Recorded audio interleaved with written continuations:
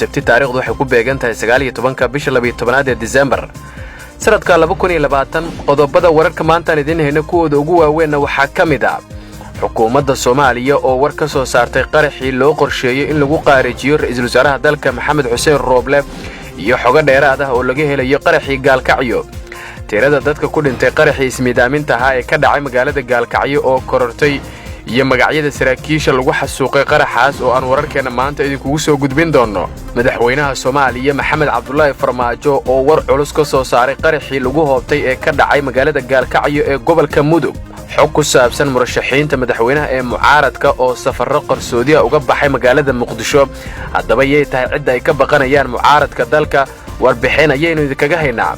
Shariif Sheekh Axmed madaxweynihii hore ee Soomaaliya oo digniin culus ka soo saaray xiisadda siyaasadeed ee Soomaaliya xilli uu fariin la yaab leh u diray madaxweyne Farmaajo iyo gudoomiye Mursal oo gaaray magaalada Baydhabo ee xarunta u ah maamulka Koonfur Galbeed iyo xogta rasmiga ah ee ku saabsan ujeedka socdaalkiisa waa hagaag daawadeelintaas daawateen hayeen qodobadeena wararka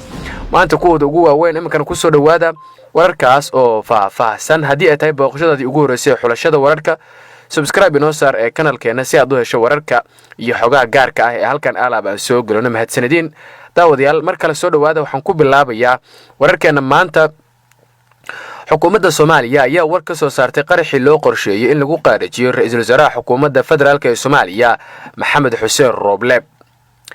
ra'iisul wasaaraha Jamhuuriyadda Federaalka ee Soomaaliya Maxamed Xuseen Rooble ayaa ka hadlay qaraxii ismiidaaminta ah ee ka dhacay shalay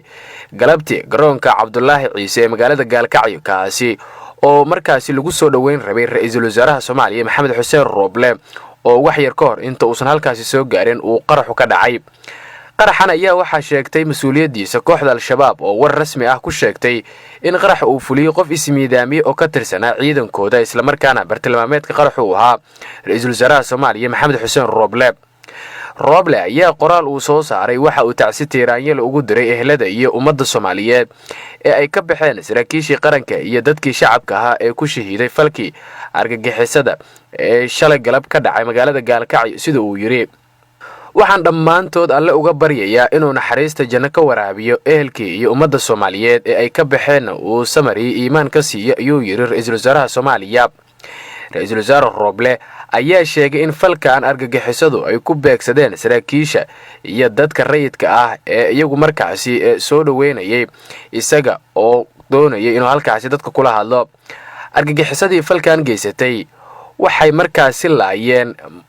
dad shacab ah iyo saraakiil ciidan mana aysan ka fiirsan arrinta ay ku dhaqaaqeen ayuu yiri ra'iisul wasaaraha Soomaaliya ra'iisul wasaare Rooble ayaa ugu baaqay shacabka Soomaaliyeed in ay markaas isku duubnaadaan una midoobaan cadawgan u diidan nabadda iyo horumarka wararka qaraxii shalay lagu hoobtay ee ka dhacay magaalada Gaalkacyo haddii aynu ku sii soconana waxaynu eegeynaa magacyada iyo saraakiishii lagu dilay qaraxii shalay ka dhacay magaalada Gaalkacyo faahfaahin dheeraad ah ayaa ka soo baxay qarax ismiidaamin oo ka dhacay magaalada Gaalkacyo halkaasi uu booqan rabay ra'iisul wasaaraha Soomaaliya Maxamed Xuseen Rooble qaraxan oo ay sheegteen al-shabaab waxa markaas ku geeriyooday dad fara badan oo u badan askar iyo saraakiil ciidan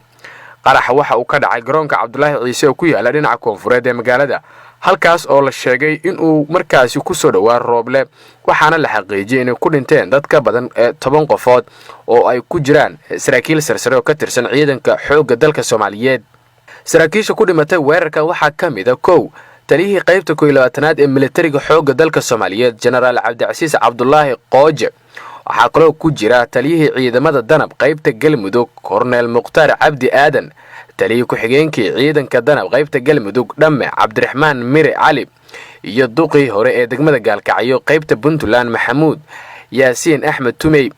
taliyaha ciidanka xoogga dalka Soomaaliyeed General Odawa Yusuf Raage ayaa ka hadlay arrintaasi waxa uu warramay warbaahinta dawladda waxa uu xaqiijiyay geerida saraakiisha isagoo guud ahaan ciidanka xoogga iyo shacabka Soomaaliyeed uga tacsiiday geerida ku timid saraakiisha iyo dadkii shacabka ahaa ee lagu laayay qaraxaasi dhawaan ayay ahayd markii qaraxu ka dhacay Gaalkacyo kaas oo lala eegtay xarun markaasi ee dawladda hoose Gaalkacyo ay ku lahayd isla magaaladaasi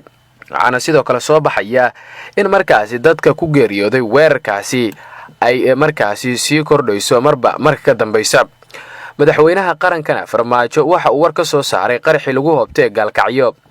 madaxweynaha Jamhuuriyadda Federaalka Soomaaliya Mudane Maxamed Cabdullaahi Maxamed Farmaajo ayaa tacsi u diray qoysaska ehelada shacabka iyo saraakiisha Soomaaliyeed ee ku naf waayay qaraxii ee markaasi ka dhacay shalay magaalada Gaalkacyo. madaxweynaha ayaa si gaar uga tacsiyeeyay ciidanka xoogga dalka geeridii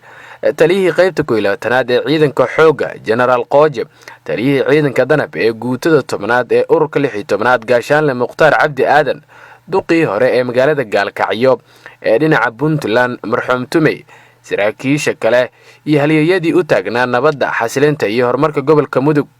inna lillahi wa inna ilayhi raaji'uun. qaraxan argagixisnimo ee ka dhacay magaalada Gaalkacyo waxa uu muujinayaa yoolka cadawga dadka Soomaaliyeed oo salka ku haya inay meel kasta ku gumaadaan haldoorkeena iyo guud ahaan dalkeena, ayuu yiri madaxweynaha qaranka.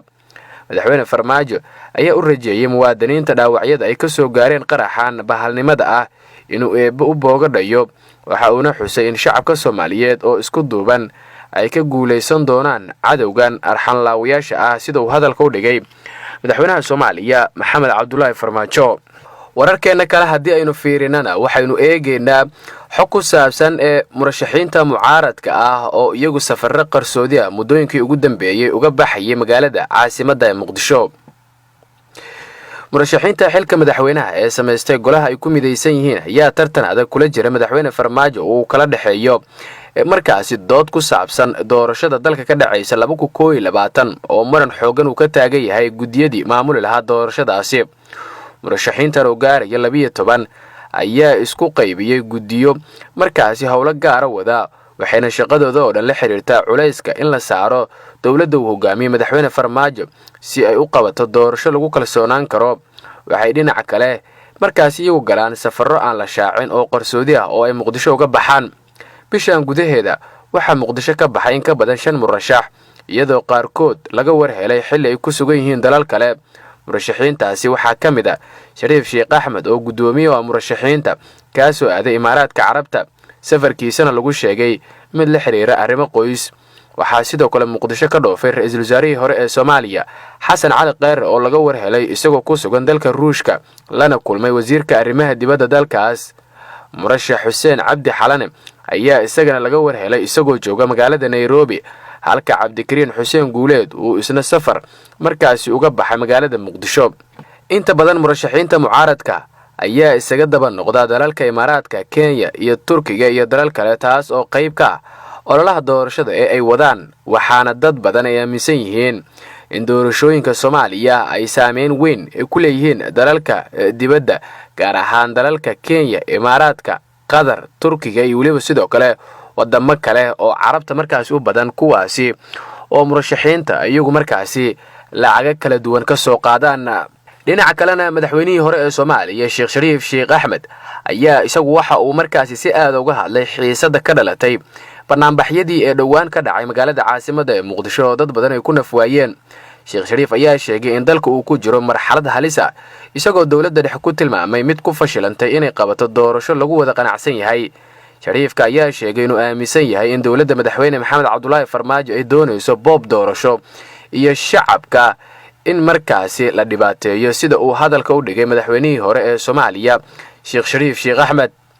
bar uu soo hadal qaaday ciidamada la soo buux dhaafiyay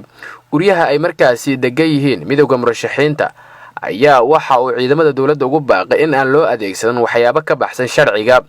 geesta kale madaxweynihii hore waxa uu si adag uga hadlay ee markaasi arrinta ay wadaan madaxda dawladda, isla markaana digniin adag ayuu u diray isagoo sheegay inaysan sharciga ilaalin doonin haddii ay iyagu ilaalin waayaan. ugu dambeyntii Sheekh Shariif waxa uu sheegay in xafiiska madaxtooyada Soomaaliya lagu joogo sifo sharci ah, qof walbana uu leeyahay waqti uu ka baxo xafiiskaasi. ugu dambeyntiina gudoomiyaha golaha shacabka ee baarlamaanka federaalka Soomaaliya Mudane Maxamed Mursal iyo wafdi ballaaran uu hogaaminayo oo shalay gaaray magaalada Baydhabo ee xarunta ku meel gaar ku ah maamulka Koonfur Galbeed Soomaaliya ayaa waxaa la ogaaday ujeedka rasmiga ah ee ka dambeeya in socdaal uu ku tago magaalada Baydhabo gudoomiyaha golaha shacabka ee baarlamaanka federaalka ee Soomaaliya, iyadoo markaasi xogo kala duwan ay ka soo baxayaan safarkiisa. waxaa si weyn halkaasi ugu soo dhaweeyay wafdi uu hogaaminayo Mursal madaxweynaha maamulka Koonfur Galbeed Soomaaliya Cabdicasiis Xasan Maxamed Laftagareen labada gole ee maamulkaasi uu ka kooban yahay iyo qaar kamid ah qaybaha kala duwan ee bulshada. Mursal ayaa waxaa safarkiisa ku weelinaya xildhibaano ka tirsan dawladda federaalka isla markaana ay tahay deegaan doorashadooda magaalada Baydhabo ee xarunta Koonfur Galbeed. sidaan ogaanay Mursal iyo xubnaha kale ayaa ka qayb gali doona munaasabad ka dhacaysa magaalada Baydhabo taasi oo markaasi si sanadlaah magaaladaasi looga qabto iyadoona ku beegan munaasabadaasi maanta. sidoo kale waxaa la filayaa in xildhibaanada uu horkacayo gudoomiye Mursal ay ka bilaabaan deegaanadaasi oo ku saabsan in markaasi dib loo doorto iyaga iyo sidoo kale gudoomiye Mursal. safarkan ayaa imaanaya xilli ay meel xasaasi ah marayso xiisada ka dhalatay doorashada soo socotay dalka ka dhacaysa taasi ay ku muransan yihiin hanaankeeda madaxda dawladda dhexe iyo midowga murashaxiinta mucaaradka ah oo iyagu meel adag ka istaagay arrimaha doorashooyinka Soomaaliya. guud ahaan saaxiibada aynu jecelnahay waxa intaasi maanta ku dhan wararkii oo kala socoteen channelka xulashada wararka warar la mid ah intaan mar kale dib ugu wada kulmi doono dhamaanteen isku duuban waxaan idinkaga tagaynaa sidaas iyo nabadgelyo.